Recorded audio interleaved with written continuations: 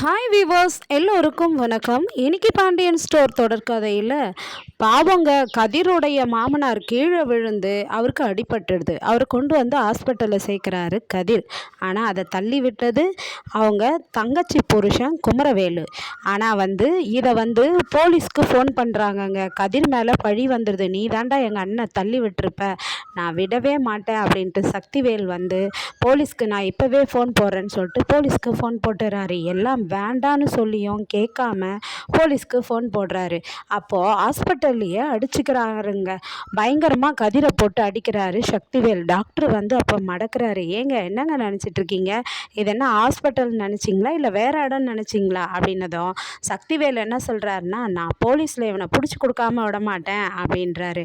அதுக்கு டாக்டர் என்ன சொல்கிறாருன்னா, கொடுங்க, நீங்கள் போய் போலீஸ் ஸ்டேஷனில் கொடுங்க, வேண்டான்னு சொல்ல எங்கள் தரப்புலையும் நாங்களும் கம்ப்ளைண்ட் கொடுப்போம், பரவாயில்லையா அப்படின்னு சொல்லிட்டு திட்டிட்டு சண்டையை மடக்கி விட்டு போகிறாரு. அதுக்குள்ளே போலீஸ் வந்துடுறாங்க.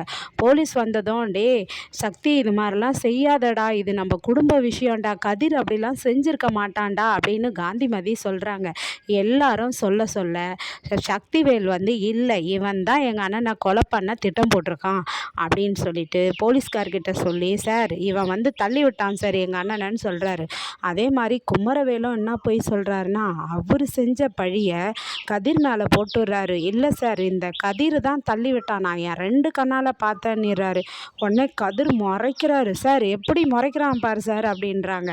அதுக்கப்புறம் போலீஸ்காரங்க கதிரை பிடிச்சிக்கிட்டு போயிடுறாங்க.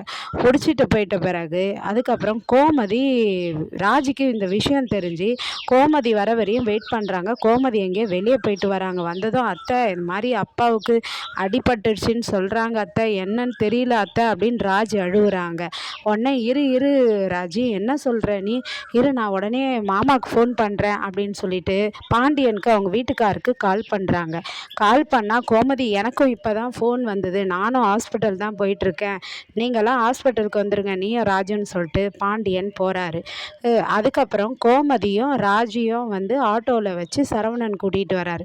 கூட்டிகிட்டு வந்ததும் அதுக்குள்ளே என்ன பண்ணுறாங்கன்னா, மச்சான் எப்படி இருக்கிறாரு மாப்பிள்ளை அப்படின்ட்டு ஒடியாடுறாங்க எல்லாரும் பதறி அடிச்சுக்கிட்டு.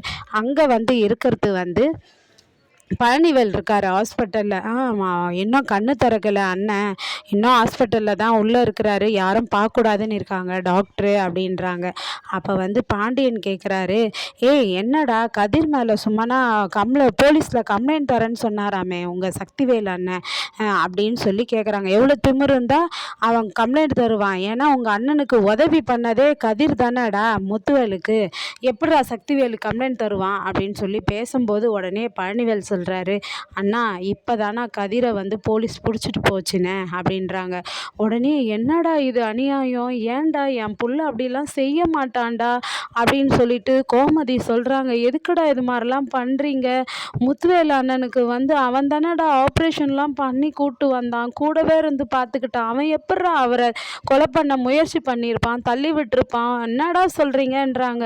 அக்கா நான் எவ்வளோ சொன்னேங்க்கா, கேட்கலக்கா, சக்தி அண்ணன் கம்ப்ளைண்ட் கொடுத்துச்சுக்கான்றாரு பழனி. அதுக்கப்புறமா சரி நாங்கள் இப்போ போலீஸ் ஸ்டேஷன் போகிறோம், நான் வரேன் நீ போகிறேன்றாங்க. உடனே சரவணன் சொல்கிறாரு, நீங்களாம் வேண்டாம் அம்மா, நீ இங்கேயே இரு, நானும் அப்பாவும் போயிட்டு வந்துடுறோன்றாரு. உடனே ராஜி என்ன சொல்கிறாங்கன்னா, நானும் வரேன் கதிரை பார்க்கன்றாங்க. வேண்டாம் ராஜி, நீ உங்கள் அப்பா கூட இருன்னா, அப்பாவை தான் டாக்டர் பார்க்கவே விடலைல்ல, நானாவது வந்தேன்னா அப்பாவுடைய பொண்ணு தானே, அவருடைய பொண்ணு தானே, நான் எதனா சொன்னால் போலீஸ் ஏற்றுக்கோம் இல்லையா, கதிரை எதனா விடுதலை தருவாங்க இல்லையா அப்படின்றாங்க. அதுக்குள்ளே இந்த குமரவேலும் சக்திவேலும் அப்பாவும் பிள்ளையுமா போலீஸ் ஸ்டேஷன் போகிறாங்கங்க. போயிட்டு இன்னும் ஸ்ட்ராங்கை எவிடன்ஸ் பண்ணுறதுக்காக வாக்குமூலம் கொடுக்குறாங்க. இவன் தான் எங்கள் அண்ணனை தள்ளி விட்டான் அப்படின்னு சொல்லிட்டு. அதே மாதிரி குமரவேலும் என் 2 கண்ணால் பார்த்தேன் அப்படின்றாங்க. உடனே கதிர் பயங்கரமாக முறைக்கிறாரு, அப்படியே குமரவேலியே பார்த்து முறைக்கிறாரு. ஏன்னா இந்த வேலையை செஞ்சது குமரவேலு தான். நாளைக்கு இன்னும் என்ன பண்ணுவாருன்னு தெரியல கதிர். ஆனால் கதிரை எஃப்ஐஆர் போட்டு உள்ளே தள்ளுறாங்க.